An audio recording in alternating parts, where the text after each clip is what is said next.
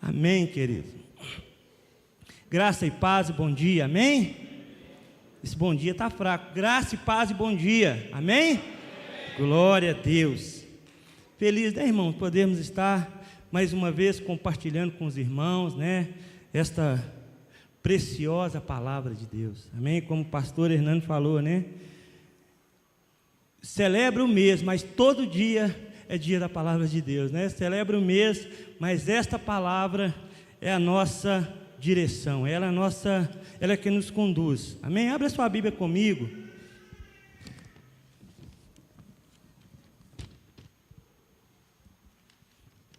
Livro de Romanos, capítulo 8.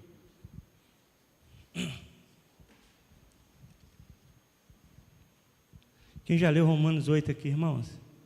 Amém? Romanos 8. Obrigado. Romanos 8 é maravilhoso, né, irmãos? A Bíblia toda é maravilhosa, né? Amém? Glória a Deus.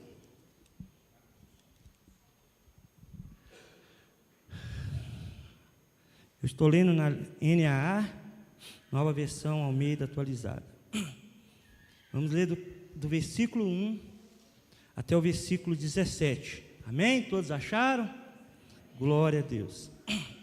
Agora, pois, já não existe nenhuma condenação para os que estão em Cristo Jesus, porque a lei do Espírito da vida, em Cristo Jesus, livrou você da lei do pecado e da morte, porque aquilo que a lei não podia fazer, por causa da fraqueza da carne, isso Deus fez, enviando o seu próprio Filho, em semelhança de carne pecaminosa, e nos diz a respeito ao pecado.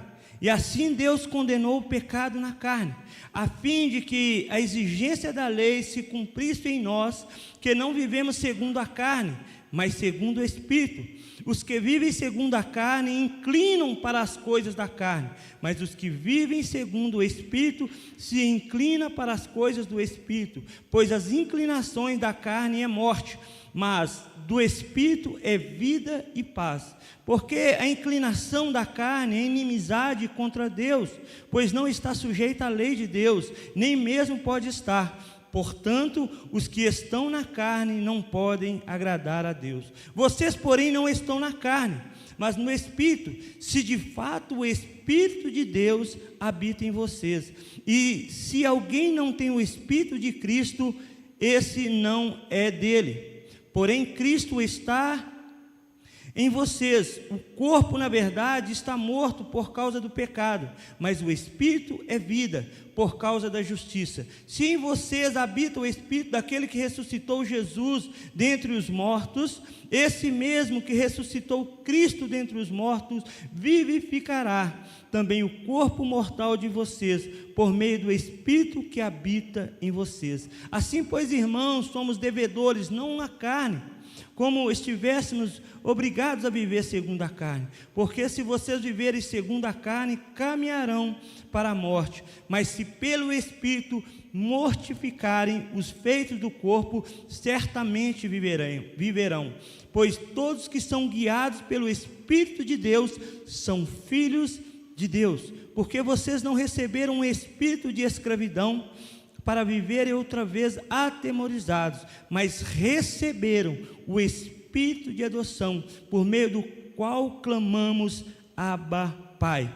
O próprio Espírito confirma o nosso Espírito que somos filhos de Deus, e se somos filhos, somos também herdeiros, herdeiros de Deus e co-herdeiros com Cristo, se com Ele sofremos, para que também com Ele sejamos glorificados. Amém, queridos? Feche os teus olhos, permaneça com a Bíblia aberta. Vamos orar a Deus. Eu tenho certeza que Ele preparou algo para mim e para você nesta manhã. Algo que talvez eu e você não imaginava em receber, mas Deus já preparou. Pai, nós queremos te agradecer nesta manhã. Obrigado, ó Deus, por esta palavra. Palavra essa que é inerrante, palavra essa que é operante, Palavra essa que é transformadora, palavra essa que traz renovação, palavra essa que nos traz força, que nos dá força, palavra essa que é alimento para as nossas vidas. Obrigado por nos permitir, ó Pai, mais um dia, compartilhar desta palavra com os irmãos, com a igreja do Senhor. Quantos não têm esse privilégio, não têm essa rica oportunidade, mas nós, por amor e graça e misericórdia, o Senhor nos concede essa grande e rica oportunidade de podermos ouvir a Tua palavra. Mas mais do que ouvir, Senhor, nós queremos ser praticante dela também. Nós precisamos cada dia mais de nos alimentar, mas também viver esta palavra. Que essa palavra possa, Senhor, trazer no nosso coração uma força para que nós possamos continuar vivendo no Senhor, na esperança da glória eterna. Muito obrigado, ó Pai, por nos dar esta oportunidade. Fala nos nossos corações, abre o coração da Tua igreja, abre, Senhor, o entendimento, nos dê entendimento, ó Pai, para de fato compreender qual é o propósito do Senhor com esta palavra para as nossas vidas e o que precisamos de fazer para praticar esta palavra que hoje foi lida, Pai, e agora será explanada para a glória do Teu nome. Nós oramos e fazemos tudo isso no nome santo do Senhor. Amém e amém. Amém, querido? Antes de entrar no sermão ou na mensagem, eu quero contextualizar em síntese, né? Vamos resumir essa carta de Paulo, né? Por que ela foi escrita, quando ela foi escrita. É importante a gente textualizar e estar entendido, né? Por que Paulo escreveu, a quem Paulo escreveu e quando Paulo escreveu essa carta. Esta carta foi escrita no ano 57 depois de Cristo. Paulo estava na província da Acaia, já no final da sua terceira viagem missionária. A igreja de Roma não foi fundada por Paulo, né? É uma das igrejas que Paulo não fundou, assim como a igreja de Colossos. Muitos acreditam que foi Pedro, né, que fundou essa igreja, mas não há uma comprovação técnica, né? Não há uma comprovação absoluta sobre isso. É apenas especulação. Paulo, quando escreveu essa carta, ele ainda não tinha ido a Roma, né? Ele ainda não tinha visitado a Roma.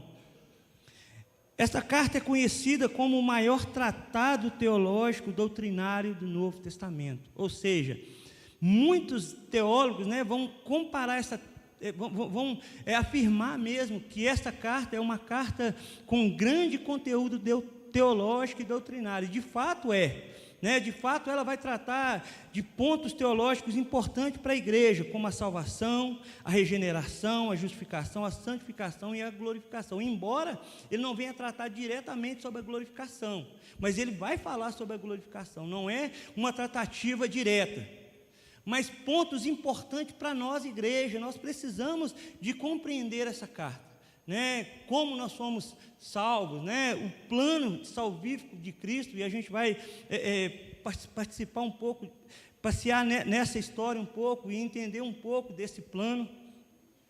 Mas essa carta, ela tem esse intuito, ela não tem um intuito disciplinar, né? Como foi em Gálatas, quando Paulo ele traz, né, alguns conselhos para os irmãos que estavam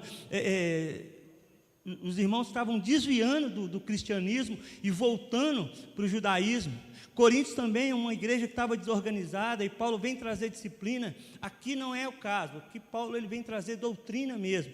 Ele vem ensinar sobre a salvação, como é importante, e isso é importante para nós também na atualidade, né? Nós precisamos de entender qual o nosso propósito aqui, né? Como que aconteceu tudo, né? E por que nós estamos aqui. Nós não somos uma obra do acaso, mas nós somos eleitos por Deus com um propósito. E essa carta ela vai trazer esses ensinamentos. O tema central da carta é a revelação da justiça de Deus no Evangelho de Jesus Cristo. Uma justiça que julga e salva. Ela é julgada pela lei, mas salva pela morte de Cristo. Em 2 Coríntios capítulo 5, 21 vai dizer assim: aquele que não conheceu o pecado, o fez pecador por nós, para que nele fôssemos feitos justiça de Deus. E essa justiça ela vai ser bem explicada aqui no contexto dessa carta. Na cruz de Cristo, Deus julga o pecado e, ao mesmo tempo, manifesta a sua misericórdia nos salvando. Aqui, irmãos, está a síntese dessa carta. E nós precisamos de entender e compreender que, da mesma forma que Deus falou àquele povo, há mais de 2000 anos, através da vida do apóstolo Paulo, Deus nos traz e nos dá essa oportunidade de também ouvir falar deste Cristo maravilhoso, deste plano maravilhoso que Deus tem para mim e para você. E talvez a gente passa muito despercebido, né? A gente lê a Bíblia, mas a gente não entende o propósito central de cada livro, de cada escrita, de cada narrativa que Deus traz para nós através da sua palavra. Dito isso, irmãos, eu quero agora entrar na introdução para a gente esclarecer essa mensagem. Só que antes de entrar no texto que nós lemos, eu quero convidar os irmãos. Nós vamos fazer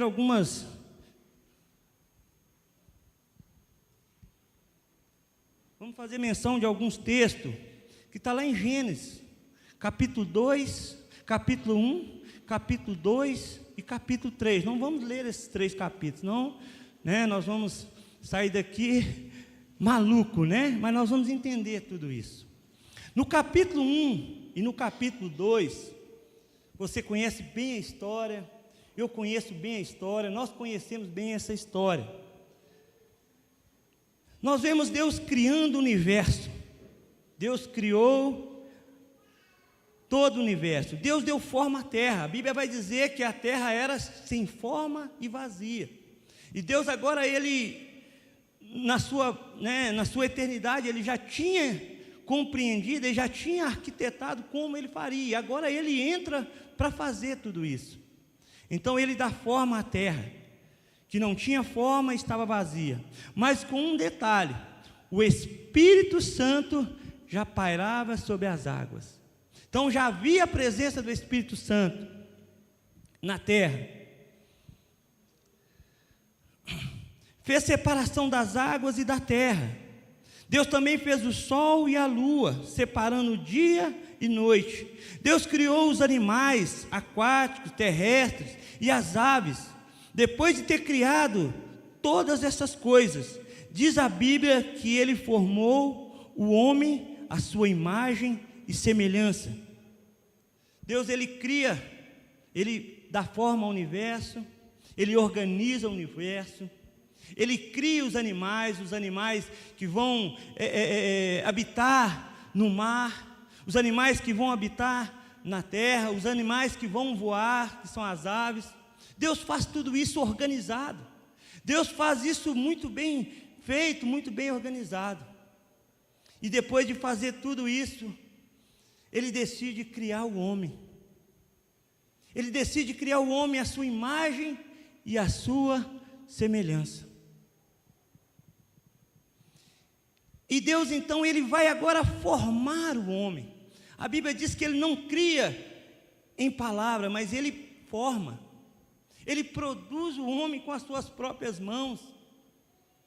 Ele tira, do pó da terra e faz o homem uma escultura nos mínimos detalhes, que eu e você conhecemos muito bem.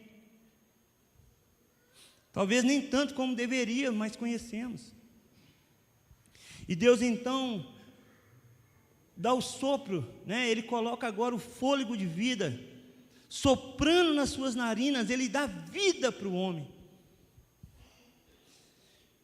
E depois dele ter formado o homem com muito carinho, com muito amor, com muito zelo, com muito cuidado, com mínimos detalhes, Ele agora vai colocar o homem em um lugar específico. Capítulo 2, versículo 8, olha o que vai dizer: e o Senhor Deus plantou um jardim no Éden, na direção do Oriente, e pôs nele o que havia formado. Ou seja, Ele pôs o homem num jardim. Ele preparou um lugar chamado Jardim do Éden. O Éden quer dizer deleito, prazer, lugar de deleitar, lugar de prazer, lugar de relacionar. E Deus, a partir daí, ele passa a relacionar com essa criação formada pelas suas próprias mãos. Ele passa a comunicar, ele passa a visitar. A palavra de Deus vai dizer que durante a tarde, no finalzinho da tarde, no findar da tarde, ele ia, soprava um vento e comunicava com o ser que ele criou. E Deus vai colocar características deste homem. Ele vai dar algum dos seus atributos a este homem. Deus vai fazer este homem santo, perfeito e justo. Características, atributos que o próprio Deus tem. Por isso que vai dizer que Ele o faz como imagem e semelhança dEle. Ele não é parecido fisicamente como Deus, porque é inexplicável de fato quem é Deus. Mas essas qualidades, essas características que Deus tem, Ele dá ao homem. Ele coloca no homem.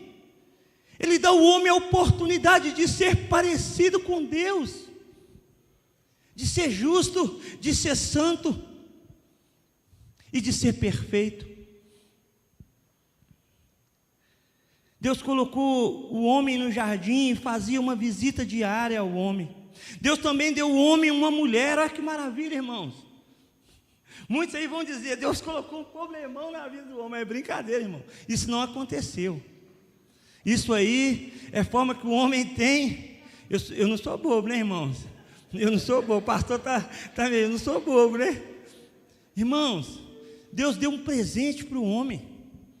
A Bíblia diz que o homem estava só. E não era bom que ele ficasse só. O bom é que ele ficasse bem acompanhado. Amém, irmão? Você que é varão, dá um glória a Deus aí, irmão. Glória, mais forte, irmão. Faz o nome. Glória a Deus. Amém, irmãos? Irmãs, fique alegre, viu, irmãs? Porque de fato saiu do coração. Deus deu uma ajudadora para esse homem. Deus deu uma auxiliadora, aquela que estaria ao retorno, ao contorno dele, cuidando.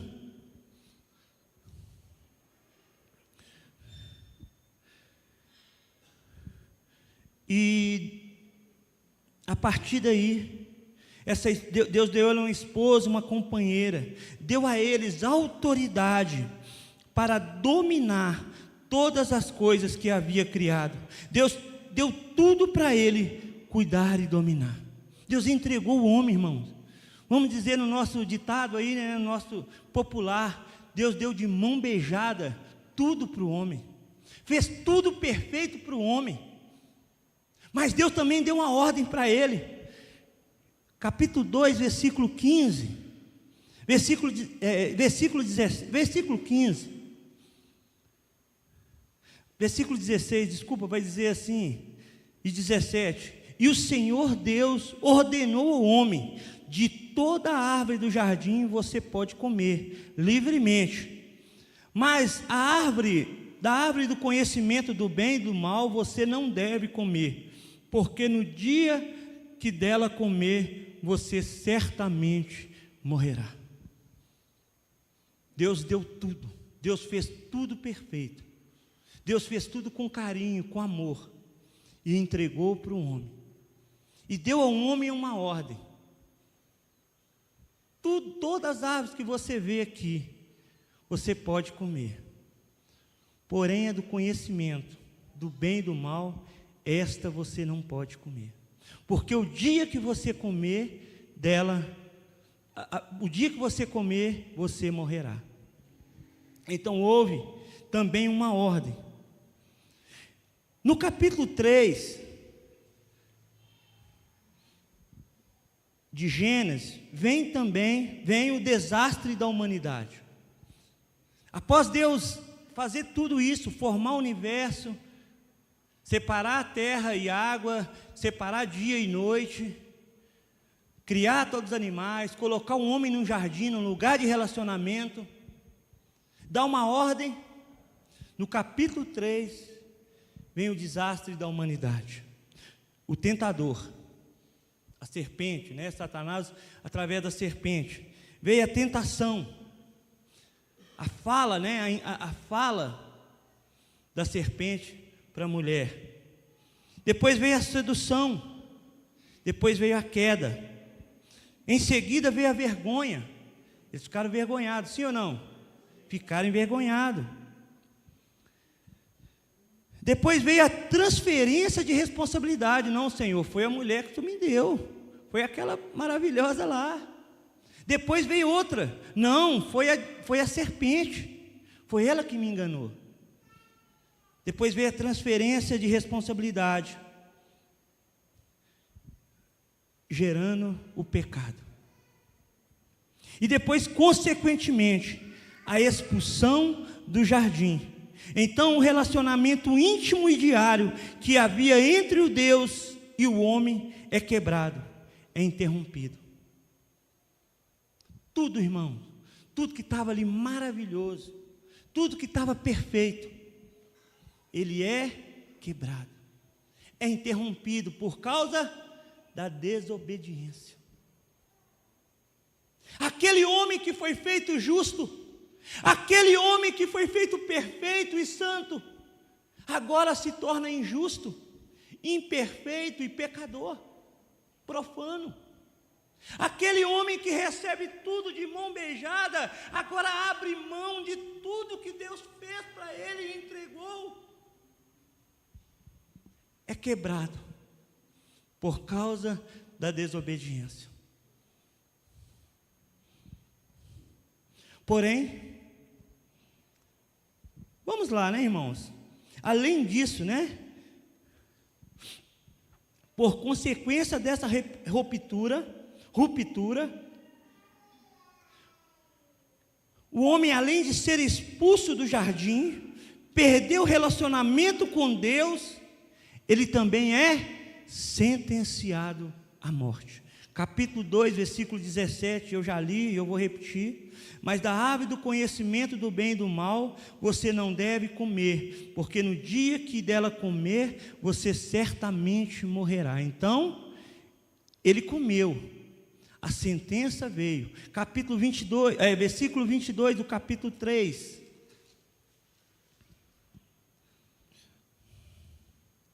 Então o Senhor disse: eis que o homem se tornou como um de nós, conhecedor do bem e do mal. É preciso impedir que estenda a mão, tome também da árvore da vida, coma e viva eternamente. Por isso o Senhor Deus o lançou fora do jardim do Éden para cultivar a terra da qual havia sido tomado. E depois de lançar fora o homem, Deus colocou querubins a leste do jardim do Éden, em uma espada flamejante, que se movia em todas as direções para guardar o caminho da árvore da vida. Veio a desobediência, consequentemente o pecado, a expulsão, e agora um decreto de condenação, uma sentença. Sentença essa que eu e você também herdamos, com a natureza de Adão. Sentença essa que eu e você também fomos sentenciados. Condenação essa que eu e você também fomos condenados. Por causa da desobediência de um.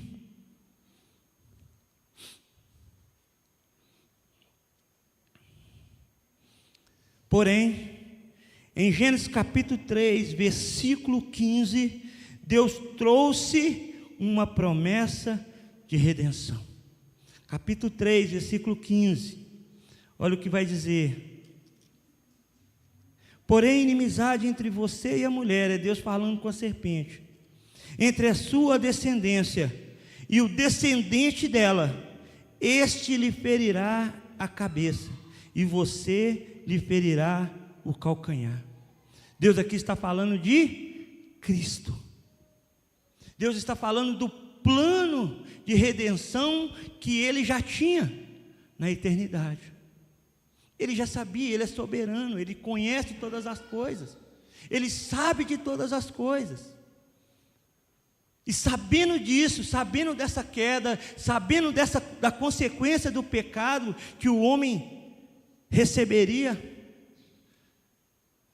Deus trouxe a redenção através do seu Filho Jesus Cristo.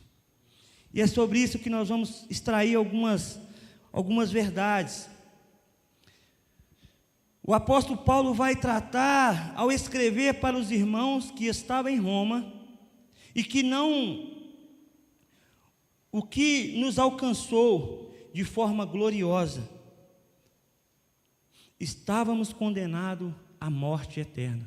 E Paulo, no capítulo 8, e lá nós vamos agora para o texto, nós vamos ver que de fato esse plano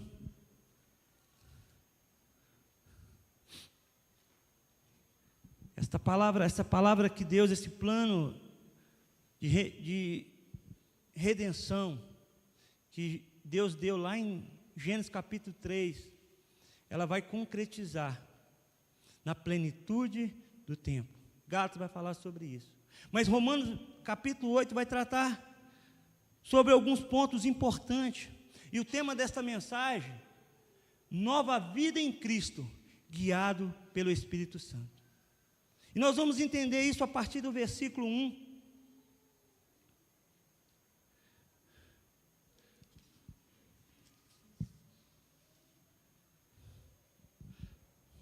A partir do versículo 1, entrando no texto, observando o versículo 1, Paulo vai fazer uma declaração extraordinária e libertadora. O que ele vai dizer no versículo 1?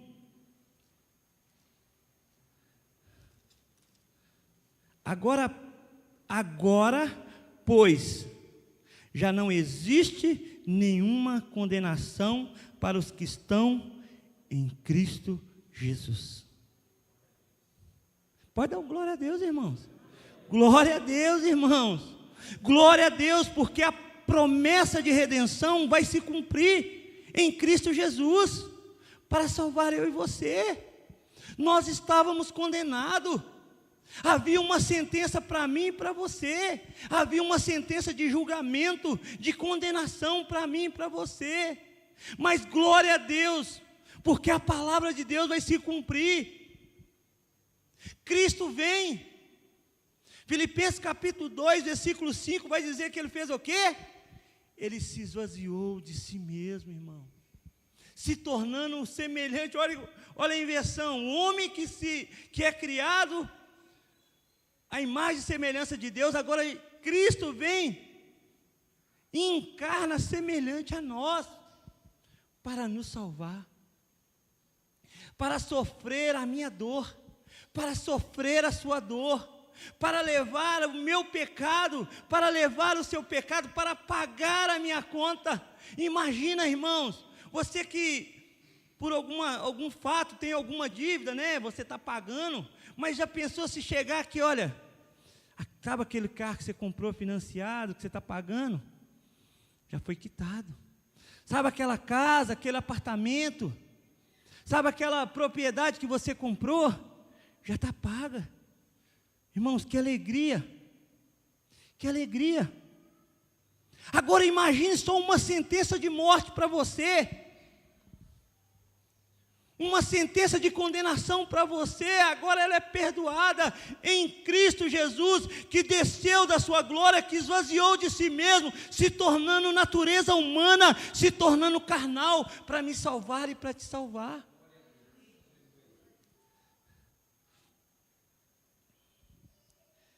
Agora, pois, já não há nenhuma condenação. Se agora é pois, irmãos, porque antes havia uma condenação. Se agora já não há mais, porque aquela condenação foi paga. Aquela sentença foi cumprida. Mas havia. Não pensa você que eu e você estávamos fora disso, não. Porque a palavra de Deus em Romanos 3:23 vai dizer que todos pecaram. e destituídos estão da glória de Deus. Todos nós pecamos, irmão, nenhum de nós, nenhum ser humano na face da terra é merecedor da salvação. Não há mérito nenhum, irmãos. Foi Jesus quem pagou o preço. Foi Jesus que morreu para mim salvar e para te salvar. Foi Jesus que morreu para te dar uma vida eterna de descanso. Para me dar uma vida eterna de descanso.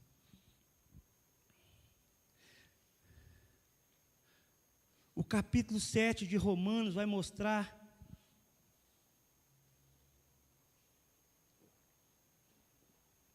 com muita clareza e evidência o estado depravado do homem, vivendo sobre o jugo do pecado e, consequentemente, desembocando a morte eterna. Romanos 7, irmãos, em alguns versículos vão ser muito específicos. Romanos 7 todo vai falar sobre a condenação do homem, mas alguns específicos, como 10, 24, 5, se eu não me engano, alguns desses versículos nós não vamos ter tempo de passar por esse texto, mas você em casa leia, olha o que estava preparado para você e para mim, olha o que estava contra nós. O Romanos 8, irmãos, ele vem trazer salvação, mas o 7, ele vai apresentar a condenação para aqueles que estão fora de Cristo, para aqueles que não têm Cristo, para aqueles que não aceitaram a palavra, para aqueles que não entenderam o plano de redenção que Deus, desde a eternidade, já planejou e executou para mim e para você. Mas no capítulo 8, Paulo vai apresentar aos irmãos de Roma, que estende para os irmãos do Tirol, para os irmãos do Ibiritex, para os irmãos do Igarapéxa, de todos os lugares, irmão. Tem gente de Ibirité aqui que está feliz, né? Glória a Deus, Deus viu o Ibirité.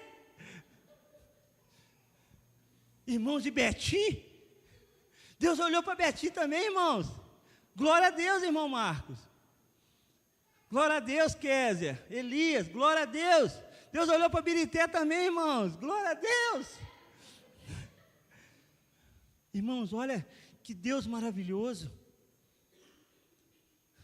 Ao fazer tudo isso, Ele trouxe para nós a sua redenção. E no capítulo 8, Paulo apresenta o plano perfeito de Deus executado em Cristo Jesus para redimir e salvar o homem da condenação. Vamos lá, irmão, no versículo 3. Porque aquilo que a lei não podia fazer, por causa da fraqueza da carne, isso Deus fez, enviando o seu próprio Filho em semelhança de carne pecaminosa, e nos que diz respeito ao pecado, e assim Deus condenou o pecado na carne. Olha que maravilhoso, irmãos. Deus envia o seu próprio Filho, o seu Filho unigênito, para sofrer em meu e em seu favor, para pagar a minha e a sua dívida, para pagar a nossa dívida. À luz deste texto, nós vamos ver a ação do Espírito Santo conduzindo um homem salvo a uma vida de vitória em Cristo Jesus. Irmãos, eu quero fazer uma pergunta aqui. Vai responder para você mesmo. Será que eu e você, na nossa capacidade, no nosso intelecto, no nosso eu grande, será que nós teríamos condições, irmão, de caminhar com Cristo sozinhos? Você teria, irmão? Você tem esse poder, esse superpoder? Não. Nenhum de nós teríamos condições alguma. Nenhum de nós. Nós ouvimos a palavra de Deus, irmãos, nós ouvimos o Evangelho chegou a mim, chegou até você, trazendo salvação, chegou. Abre comigo em João, vamos ter certeza disso. Talvez eu possa estar falando errado, né? Mas em João capítulo 3,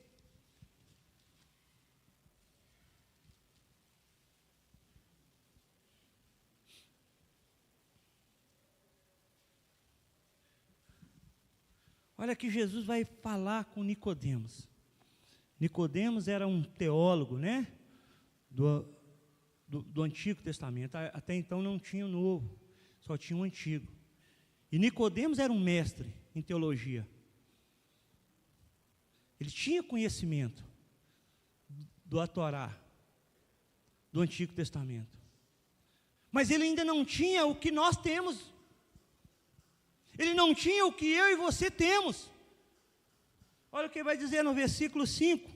Jesus respondeu a Nicodemos: em verdade lhe digo que quem não nascer da água e do Espírito não pode entrar no reino de Deus. E esse Espírito, irmãos, está em letra maiúscula. Espírito é o Espírito de Deus. É o Espírito Santo. Se eu e você não experimentar esse Espírito, se eu e você, quando nós fomos regenerados, quando nós fomos salvos, nós já recebemos esse Espírito Santo. Nós já fomos selados por Ele, e agora Ele vai nos conduzir. E muitas vezes, querido, nós entristecemos o Espírito Santo. Muitas vezes nós desobedecemos a Tua palavra. A palavra de Deus, quando ela é desobedecida, ela entristece o Espírito Santo. Entristece o coração de Deus.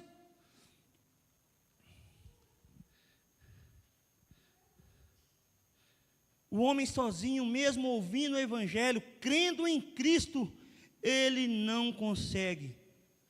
Ele não consegue. Versículo 2 de Romanos. Porque a lei do Espírito dá vida em Cristo Jesus. Quem dá vida em Cristo Jesus, irmãos? É o Espírito Santo. Foi através dele que eu e você fomos convencidos do pecado, da justiça e do juízo. Se não fosse a presença dele, irmãos, eu e você poderíamos estar aqui, mas fazendo coisa errada. Fazemos coisa errada ainda, mas fazemos menos. Erramos sim. Pecamos sim, mas agora por acidente, não é intencional, não é mais proposicional.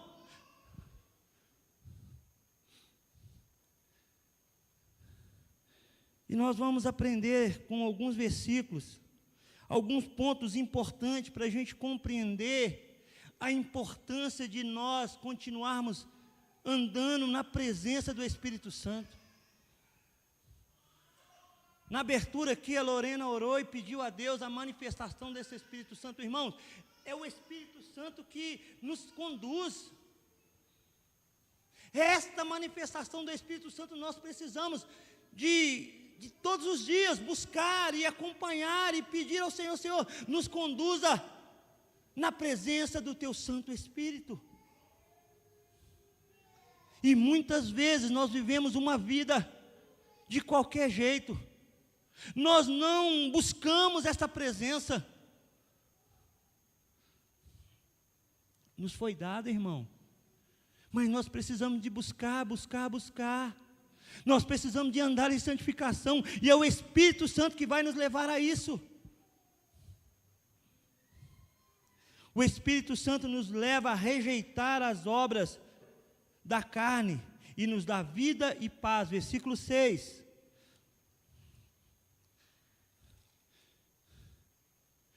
Pois a inclinação da carne é morte, mas a do Espírito é vida e paz. Quando eu e você andamos pela carne, nós estamos caminhando para a morte. Mas quando eu e você decidimos andar no Espírito, nós estamos caminhando para a vida eterna. Uma vida de paz, uma vida de regozijo, uma vida de alegria. Não é aqui não, irmãos. Aqui nós vamos ter uma paz, mas a paz eterna é no céu. E é para lá que eu e você vamos. É para lá que que nós vamos, nós iremos. Acerta o verbo aí, pastor. É para lá, irmãos. É para lá que nós iremos. Mas só iremos se andarmos pelo Espírito.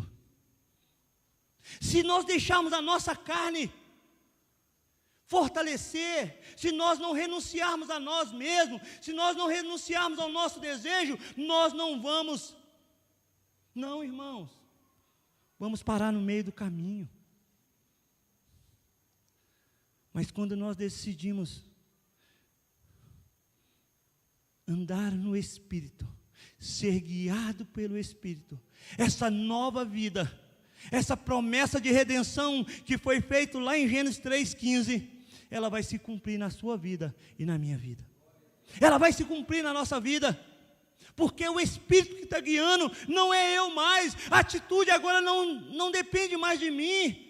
A ação não depende mais de mim, a reação não depende mais de mim, porque agora estou sendo guiado pela presença do Espírito Santo. Não há como viver um cristianismo sem o Espírito Santo, irmão. Não é motivo de ficar achando que o Espírito Santo vai me fazer voar daqui. Não, se for, glória a Deus. Quem vai comigo, irmãos, voar? Glória a Deus, o Jário vai, irmãos. Olha que bênção, irmãos. A presença do Espírito Santo é para nos conduzir à eternidade. O cristão precisa todos os dias de viver na presença do Espírito Santo para vencer a carne.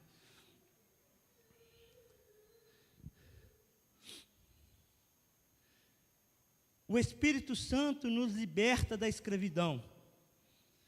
No versículo 2 mesmo, ele vai dizer sobre isso.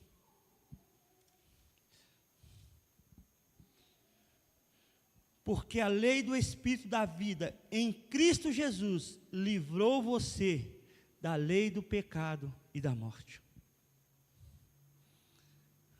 Livre do pecado e da morte. Somente pelo Espírito de Deus. Você não é capaz de se livrar dela. Jesus já pagou o preço já. Sua condenação já foi paga já.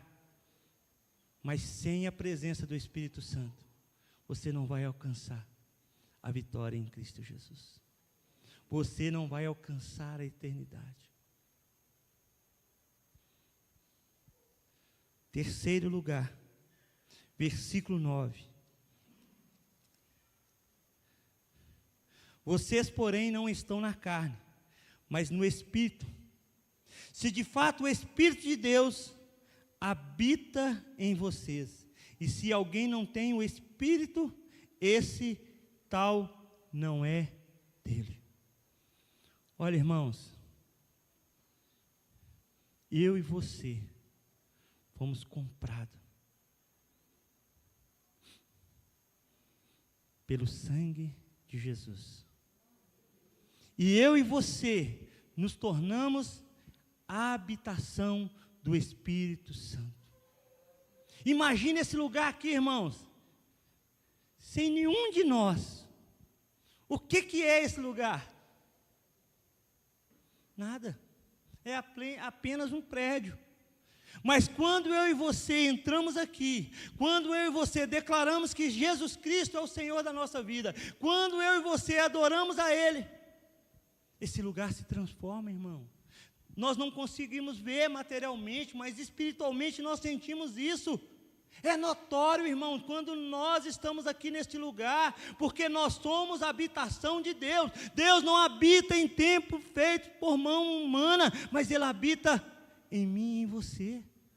Nós somos a habitação de Deus pela pessoa bendita do Espírito Santo.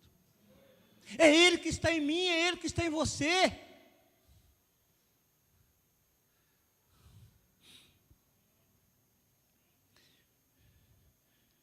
Quarto lugar, o Espírito Santo vivifica o nosso espírito. Versículo 10 e versículo 11.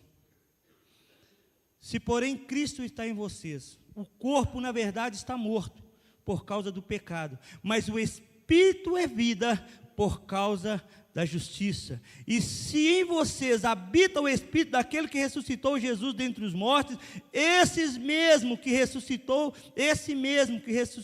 Cristo dentre os mortos, vivificará também o corpo mortal de vocês, por meio do seu Espírito que habita em vocês. Irmãos, lembra lá do homem que era justo, santo, imperfeito? O Espírito Santo nos torna justos, irmão. Somos justos pela sua obra. Ele nos justificou, fomos justificados por Ele.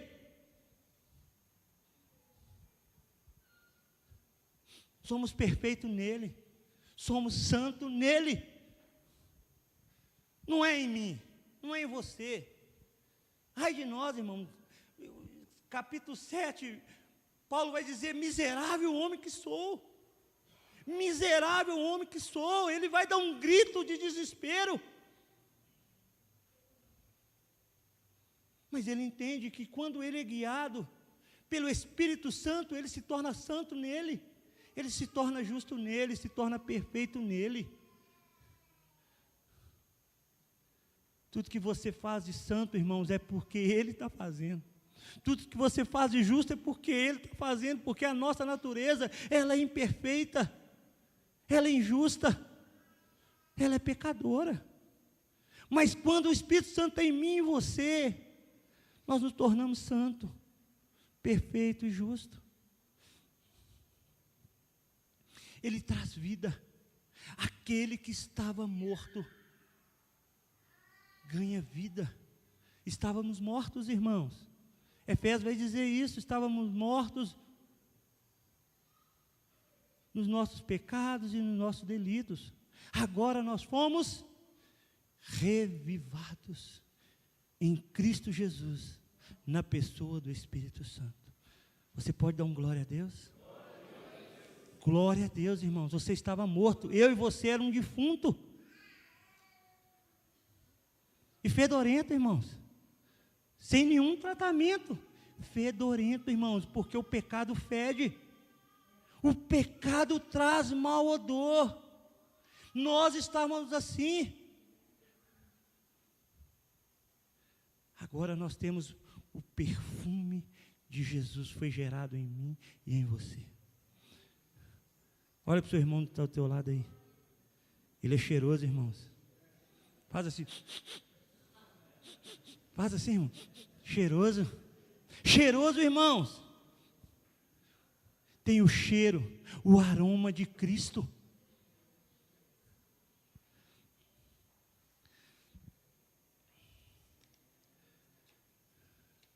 E o quinto lugar, no versículo 3. O Espírito Santo nos capacita a triunfar sobre o pecado. Versículo 13. Porque se vocês viverem segundo a carne, caminharão para a morte. Mas se pelo Espírito mortificar os feitos do corpo, certamente viverão. Se o Espírito que está em você, se você buscar desse Espírito, que você viver nesse Espírito, o Espírito de Deus, você vai vencer o pecado. E, consequentemente, você vai vencer a morte eterna. E eu quero que você fique sobre os seus pés. Eu vou encerrar com... Somos ativados pelo Espírito Santo para deixar de praticar os atos pecaminosos do corpo. Ele pode mortificar a carne. Efésios 4, 25. Eu quero ler esse versículo com vocês ainda de pé. Logo em seguida eu vou convidar os irmãos do louvor. Amém? Fique abençoado aí. Por isso, deixando a mentira, cada um fala a verdade com o seu próximo, porque somos membros do mesmo corpo. Fiquem irados e não pequem.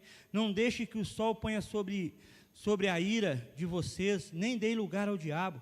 Aquele que roubava não roube mais, pelo contrário, trabalhe fazendo com as próprias mãos o que é bom, para que o tenha de repartir com o necessitado. Não saia da boca de vocês nenhuma palavra suja, mas unicamente o que for boa para edificação, conforme a necessidade, e assim transmita a graça aos que ouvem. Não entristeça o Espírito Santo de Deus, no qual vocês foram selados para o dia da redenção. Olha a obra do Espírito Santo aí, irmãos. Olha o fruto do Espírito Santo trabalhando na minha e na sua vida.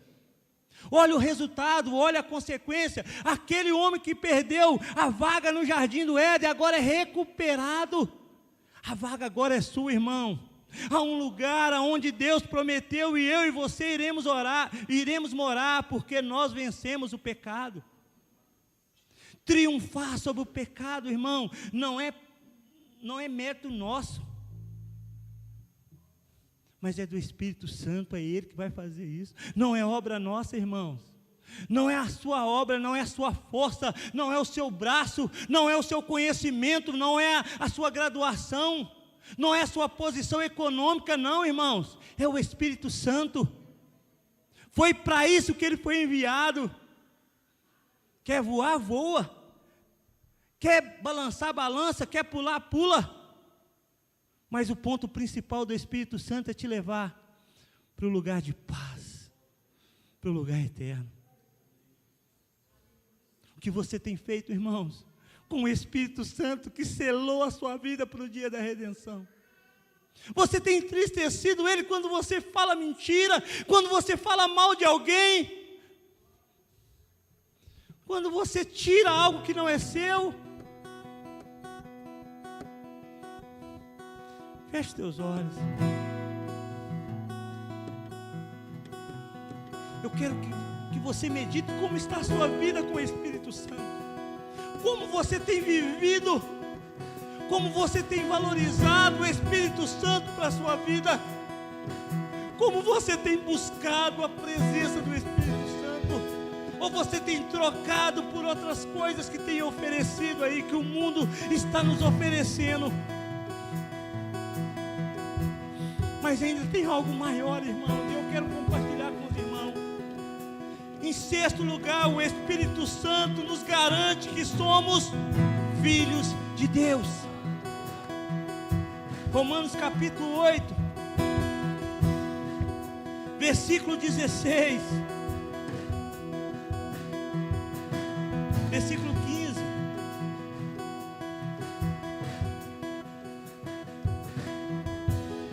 Romanos 8:15. Porque vocês não receberam o espírito de escravidão para viver outra vez atemorizados, mas receberam o espírito de adoção, por meio do qual clamamos: Abba, Pai. O próprio Espírito confirma ao nosso espírito que somos filhos de Deus.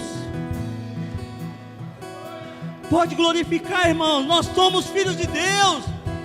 Nós não somos mais escravos. Nós não estamos mais em uma escravidão. Nós podemos relacionar com Ele, irmão. Nós podemos relacionar com Ele. Nós temos acesso direto com o Pai. Mas para isso eu e você precisamos dessa presença do Espírito Santo. Mas quantas vezes nós temos entristecido Ele? Quantas vezes nós temos abandonado Ele para fazer a nossa própria vontade? Os nossos desejos, a nossa carne.